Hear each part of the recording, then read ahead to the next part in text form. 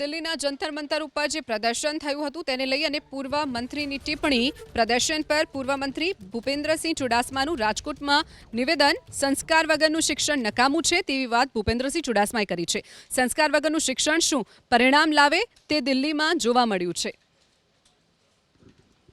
શિક્ષણની સાથે સંસ્કાર પણ જરૂરી છે એ ગયા મહિને દેશમાં દિલ્હીમાં સાબિત થઈ ગયું કે સંસ્કાર વગરનું શિક્ષણ નકામું છે।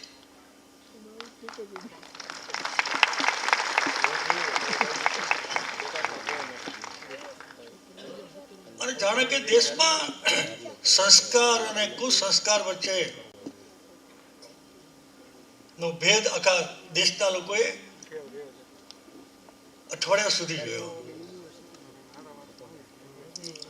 એવા વખતે આ યજ્ઞમાં બેઠેલી દીકરી કે દીકરાઓ ગમે એટલો કોઈના પ્રત્યે આક્રોશ રોષ હશે તો પણ કે હરે તે આપણે સાંભળી ન શકીએ એવી ભાષા હતી ને।